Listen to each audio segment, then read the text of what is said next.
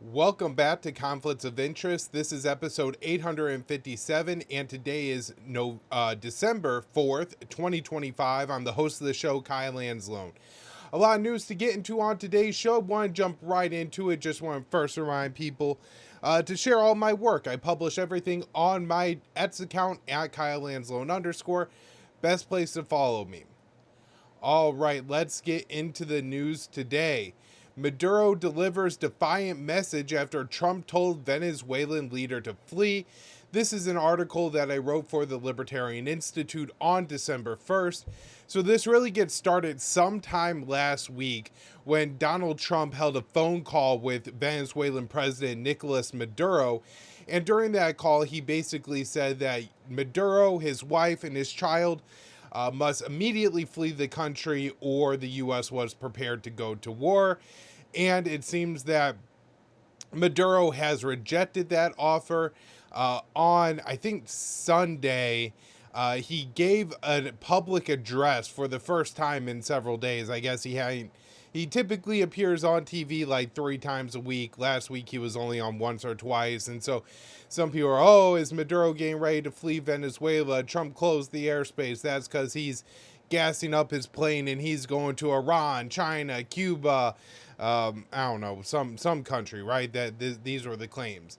And then during his public remarks that are mainly about the economy, he chanted at the end that Venezuela is indestructible, untouchable, and unbeatable. And so it certainly seems like, that's an indication that he does not plan to go along with Trump's demand for him to just flee the country. Now, all this is very interesting in just what Donald Trump is going to do, because it seems like their massive psychological operation, their huge attempt to just have regime change in Venezuela through Trump's sheer force of personality, that he's going to make all these threats, he's going to engage in the military buildup, blow up some drug boats in the Caribbean and the Eastern Pacific, close Venezuelan airspace. The Trump administration is going to leak to the press that the CIA has been authorized to carry out covert lethal operations in Ukraine, that the White House is preparing to conduct strikes inside Venezuelan territory, his personal threat to Maduro. All of that seems not to have been effective in dislodging Maduro from power. And so the question is, of course, now what? We've seen this game play out before with other leaders where the U.S. government will really try to get them to just voluntarily leave. And once they don't, they then go into the regime change operations, whether it's on the more covert side of trying to prop up and fund the opposition to take on the Venezuelan government. That doesn't necessarily seem to be a workable proposal in Venezuela.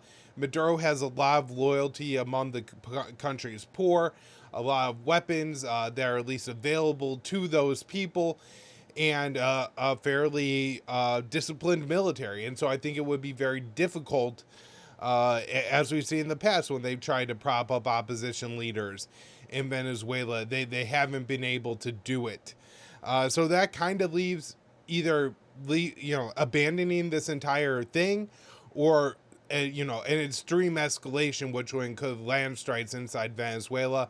And I do think that's the direction that we're moving in very soon. Now, one thing that I want to highlight here is that through everything that's gone on during the Trump administration, Venezuela has allowed deportation flights to continue, and more than 13,000 people have been deported from the U.S. to Venezuela this year. And so, Maduro is trying to work with the U.S. He's trying to work with Donald Trump.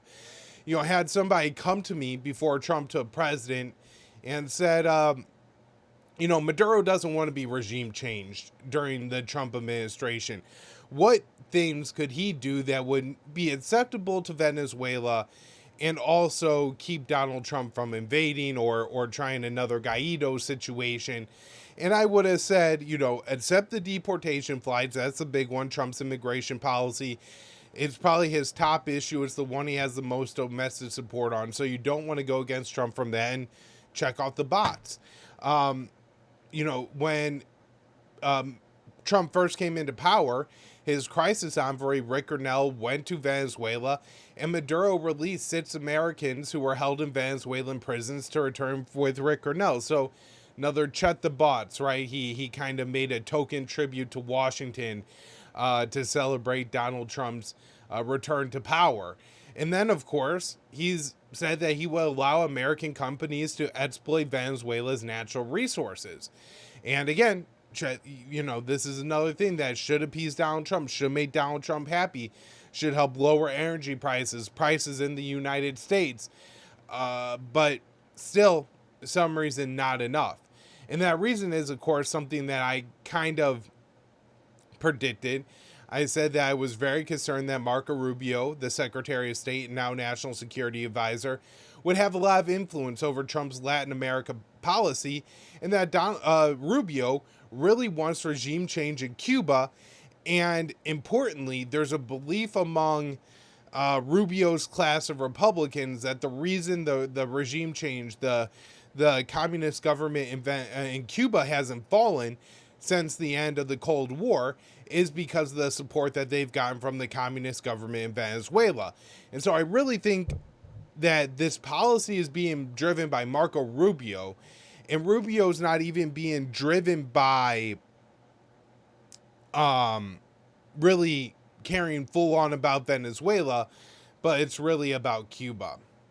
Now, before we wrap up kind of the Cuba section here, I do want to mention this article I wrote for December 2nd at the Libertarian Institute. Pentagon, Hegseth 100% agrees with strike in Caribbean that killed 2 survivors. And so this is, kind of faced major fallout. I went into and did a lot of analysis on this yesterday on the Kyle Anzalone show. So I don't want to take a whole lot of time here. But just to say that the statements from the White House and the Pentagon on this have been somewhat confusing, from Trump saying, I wouldn't have supported it, and Pete Hegseth initially, or I guess there being some questions about Pete Hegseth actually authorized the second strike, ordered the second strike. But, they are being clear that everybody supports what's going on. Nobody thinks that Pete Hegseth needs to resign for this. And so this is a major development. It's going to get a lot of attention. And look, I know in some respects it's unfair to focus so much on this one single secondary strike, because all the strikes are war crimes, illegal, unconstitutional, and amount to murder, right? These are not people who are in a boat about to come to the United States to invade, right? They maybe, let me stress this again, maybe have drugs. We really don't know. And the drugs that they would have is cocaine. There's no possibility that these drugs are trafficking fentanyl to the United States that's killing Americans. And so there's no claim in the world that any of these strikes could be considered self-defense or in any way justified, and certainly are all outside of the Constitution. However, this latest strike is just such a clear example of a war crime. It's so obviously a war crime that I do think it's worth it to focus on it, because so many Americans just don't have attention span to talk about foreign policy. And so this is just such an easy argument to make in a short amount of time, that what happened here is 100% wrong and must be opposed, and Pete Hegseth must face accountability for this. It's going to be a powerful argument to make. Moving on to the war in Ukraine, let's start here. Russian forces gain control over crucial Donbass city. So this is Perkovsk. I think I'm saying that the best way somebody from Missouri could pronounce a Ukrainian-Russian city. This was one of the last remaining areas of the Donbass outside of Russian control that Ukraine was really going to be able to fortify and make difficult for the Russians. And it did. It took the Russians over a year to take this city from the Ukrainians, but it has now been taken. Russia now controls over 80% of the Donbass region, and there's not a whole lot of defendable territory left for the Ukrainians. There's a lot of open fields, territory that with Russia's air power is going to be very hard for the Ukrainians to hold on to for any amount of time. Now, Russian gains come in a kilometer a day or, hundreds of meters in a day. They don't come in, 10, 20, 100 kilometers in a day. And so it will probably take a few months for Russia to conquer the rest of the Donbass, but the key obstacles are now gone.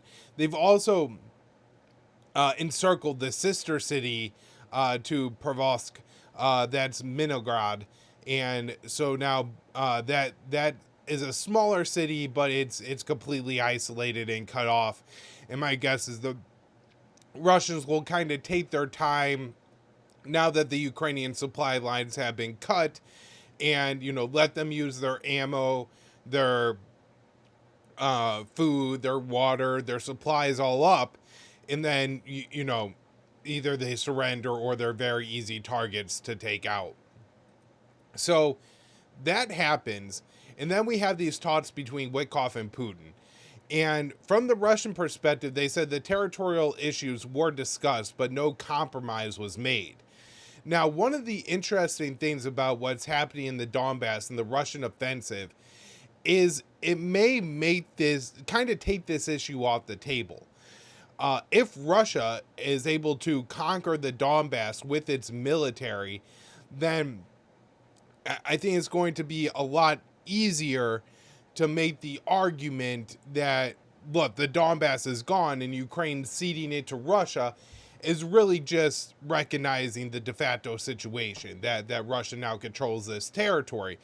And so if in the coming months Russia's able to conquer the Donbass, I'll be interested to see what happens in upcoming rounds of talks when it's clear that Ukraine's never going to have the Donbass back, that they don't even have that 20% of the Donbass to trade with Russia anymore for some villages in Sumy or Kharkiv in the north. So we will see what happens, but Russia is gaining territory. Russian and U.S. officials are meeting, but it doesn't seem like a whole lot of progress is being made. Now, before those talks took place, the Kremlin spokesman Dmitry Peskov made an interesting comment that no contact between Russians and Europeans is our biggest problem, and basically saying that the Europeans don't even understand the Russian position, and that's why no progress has been made towards talks. Now, maybe the most important article that I've written in the past week is this one. European Union struggles to finalize plan to use frozen Russian assets to fund Ukraine. This is something that's been going on for maybe 2 or 3 years now, that the European Union and European states have been discussing using about $244 billion, $250 billion in frozen Russian assets that are held in European banks and around the continent within European Union member states, and they want to use that money to fund Ukraine. Now, they've talked about several different schemes, and they've already tapped into small portions of that money. So when you have $250 billion, I think they estimate somewhere like between $5 and $8 billion a year. I have no idea if that's a very conservative estimate or not, or how they come up with these numbers. But that money is gaining interest every single year. And they basically said that even though that interest should just be kind of piling on to the Russian funds, that no, we're going to take some of that interest, or I think almost all of that, and give that to Ukraine. I think they've also tapped into the principle of the frozen Russian assets as well and given some of that to Ukraine, but not very much, right? We're talking about a few $1 billion here of the actual Russian money, and then maybe 10 billion or so of the interest, which it is probably very significant, and it's going to create some real problems between Europe and Russia, either in the process of ending this war or kind of trying to repair the relationship between Russia and Europe at the conclusion of the war. There's going to be different countries and different business interests that have issues with either unfreezing the Russian money, or Russia has kind of engaged in some reciprocal actions of freezing or seizing European Western assets that were in Russia. And so there, it's going to be a process, because all these people are just, they would not be, well, even if they're billionaires, they're not going to be willing to sacrifice a few $1,000,000, or they're going to try to steal a few extra $1,000,000, even if that means that holds up the Ukrainian peace process and thousands of more Ukrainians die and Ukraine loses more territory because they can't work out that issue. While there's always a lot of focus on sanctions, relief, territory, war reparations, who's going to face war crimes after the conflict, to end the war in Ukraine, along with other issues, NATO membership for Kiev in the future.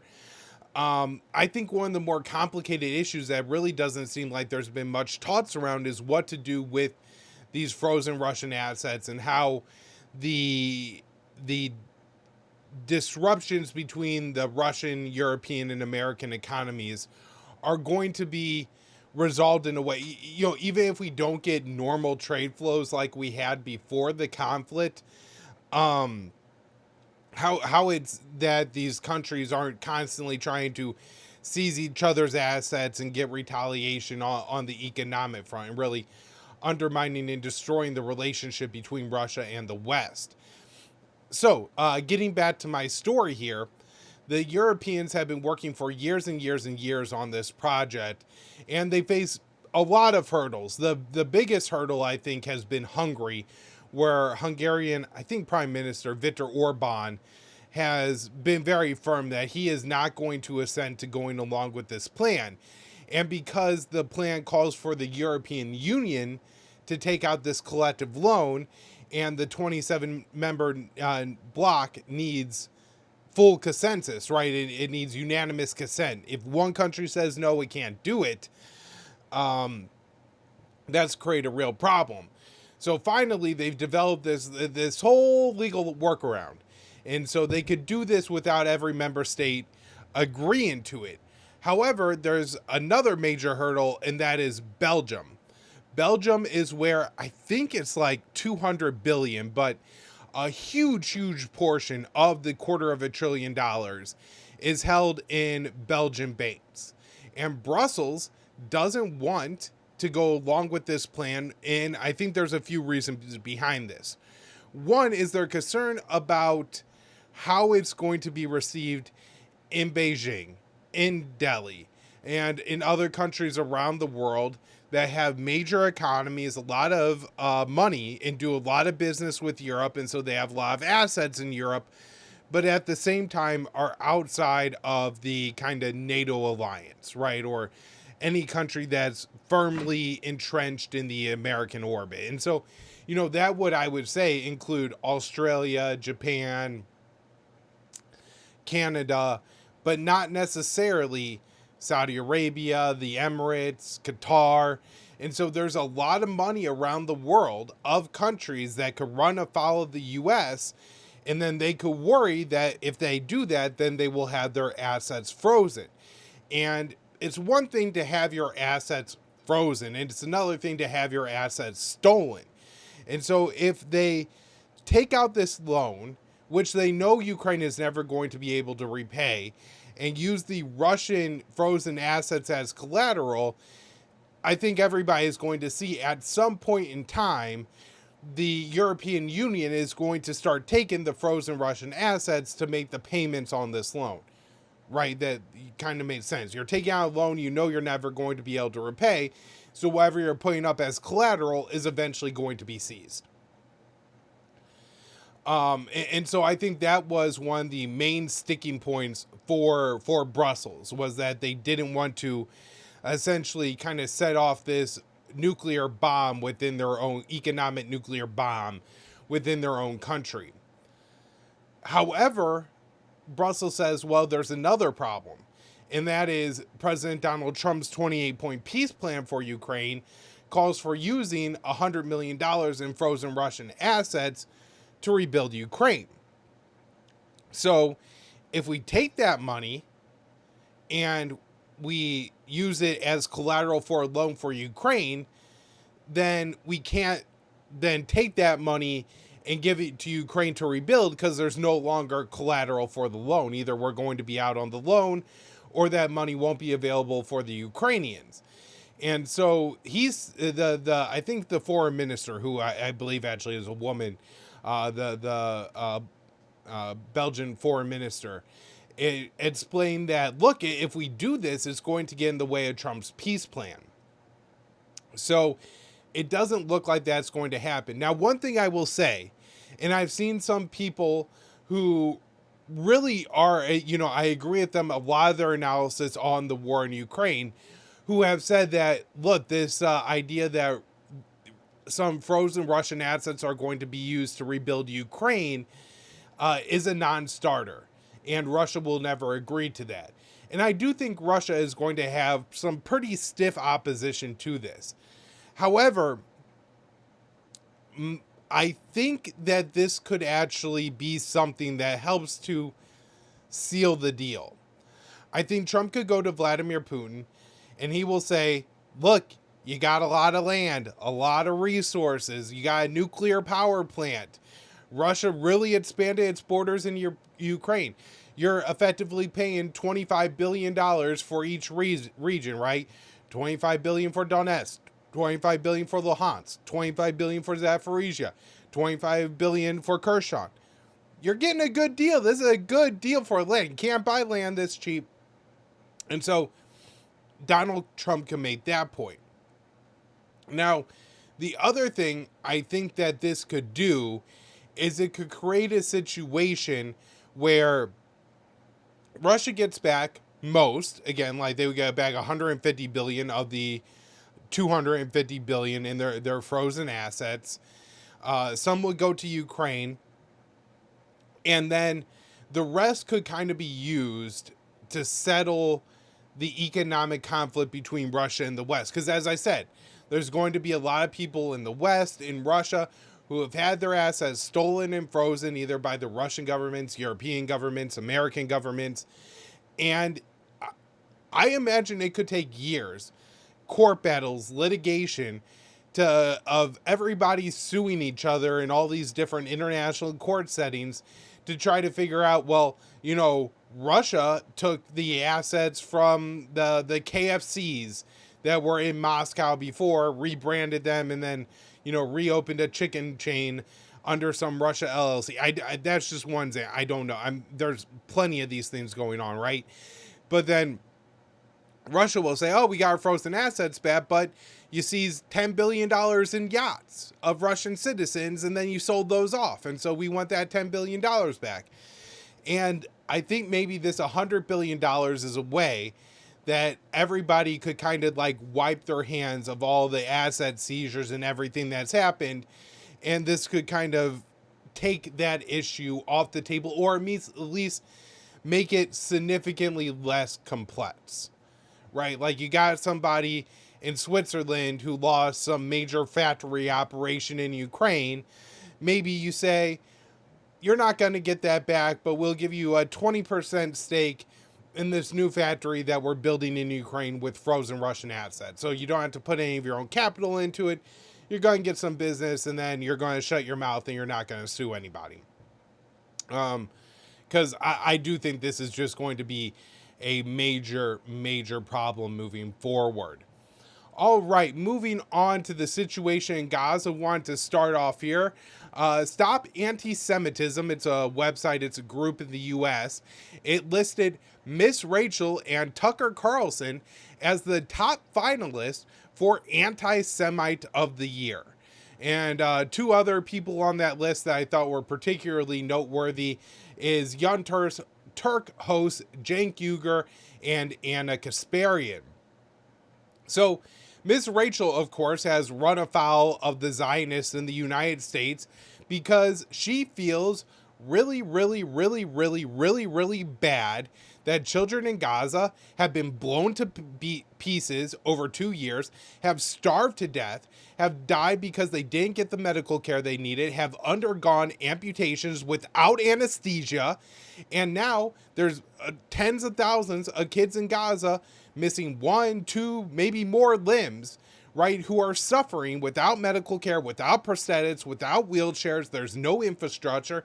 Hell, even if they had a wheelchair, it's not like there's a sidewalk, right? Like, the roads are all rubble and bombed out. And so it would be hell to get around in Gaza if you're any of these children with amputations. And so again, Miss Rachel, as somebody who really, really, really cares about children, is really, really, really upset about what's happening to the children of Gaza. And she's not making really policy statements. She's just saying, like, hey, these little kids in Gaza are suffering and we should care about them and try to do something for them. And Israel is saying, you're a horrible anti-Semite. All these Zionist groups, the Israel lobby, oh, you're a horrible anti-Semite. How dare you talk about Palestinian children more than you talk about Israeli children? And it doesn't impress anyone. The reason I wrote this article, I actually think and I feel bad for Miss Rachel saying this.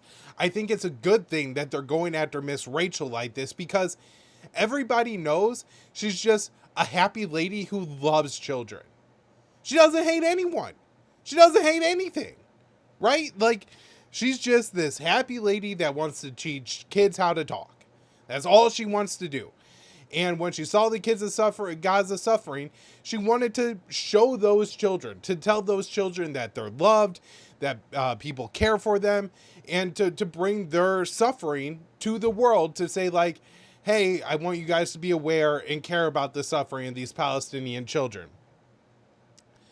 And the Israelis, their supporters in the United States, lost their minds over this. And I think the reason they go so hard after Miss Rachel is because there's really nothing to attack her over. Because she's never said anything about the Jews or in any way said anything anti-Semitic, inappropriate, right? Again, she is a very clean internet personality who specializes in content for essentially babies. And then when babies are suffering, she talks about baby suffering around the world. This isn't in any way controversial or problematic, but it brings attention to something that people won't stomach, right? Like, I think for the average American, even looking at the aerial destruction of Gaza, seeing bodies in hospitals, hearing that people were killed in airstrikes, all of those things, there's enough pro-Israeli propaganda in this country where their cognitive dissonance could kick in and they could say, that was really bad, but there was probably a member of Hamas in that building. And that member of Hamas was probably going to kill an Israeli if Israel didn't kill them first. And so it's really bad that some children died in that strike, or that a hospital was destroyed in that strike, or a school was destroyed in that strike, but it ultimately is Hamas's fault. However, when people see pictures of starving children or hear that children underwent amputations without anesthesia, that there's lack of hospitals and children aren't getting vaccinated, all these kinds of things that hurt children, people say, well, that's not right. Like, you got to feed the children. You got to find some way to get food in for the children. And they will reject any policy that supports the continued starvation of the Palestinian children. And so when Miss Rachel brought attention to this, even though there had been a genocide going on for over a year, really, before she became kind of a lightning rod for hate. I think it was in April that anti-Semitism named, Stop Anti-Semitism named Miss Rachel the anti-Semite of the week. Even though, the genocide had been going on a year and a half before that, it really was the starvation of the children, her bringing attention to it, not just her, but other people, that I think made people sick and disgusted and said, we can't support this. And it created problems for Israel on the PR front. And so this is their way of attacking her. It's just completely ineffective. Now with Tucker Carlson, while the claim is no more true than it is with Miss Rachel, it is something that, you know, people are going to say, oh, he sat down with Nick Fuentes. Oh, he's on the right wing. And so maybe there's some, Democrats in the United States who have already called Tucker Carlson a Nazi for years and years and years. And so they just kind of believe it must be true because, you know, they've heard he's a Nazi and now they're hearing he's anti-Semite. It all made sense, even if they don't have like statements from Tucker to really back that up. Now, the important thing about calling Tucker an anti-Semite is he is an avowed non-anti-Semite, right? Like when he had Nick Fuentes on his show, he said that hating people based on their ethnicity or the group they're from, I think he used the phrase blood guilt, is wrong, it's evil, and it's fundamentally against his religion, which is, by the way, the largest religion in the United States. So he's telling American Christians that you cannot be anti-Semitic, you cannot be racist, you can't hate the Jews or think that there's a problem with the Jews, that the Jews are not a monolith. He said this to Nick Fuentes and by proxy Nick Fuentes' audience, right? So Tucker is actually doing more to combat anti-Semitism than all the pro-Zionists in the United States of America by having Nick Fuentes on, confronting him in a polite and respectful manner, but still confronting him on these issues. And look, when Tucker is having this conversation with Nick, it's not even about Nick, right? I don't think he's like sitting there trying to convince Nick that no, you shouldn't have a problem with the Jews. You shouldn't say nice things about Hitler. He's trying to talk to Nick's audience. And Nick's audience likes Nick. And so if he's just a belligerent, you know, crazy like CNN panel host screaming over Nick, going, you're a Nazi, you're an anti-Semite, you like Hitler, you said this, you said that, Nick's audience is just going to entirely tune out. They're not going to pay attention to that. But if he sits down with Nick and he has a nice conversation, they talk about things that they agree with, but also really takes the time to stress that his religion, their religion dictate that they cannot hold these other ideas, that you can't view the Jews as a group of nefarious actors, that you can't view the Jews as having blood guilt or in any way being evil by their ethnicity.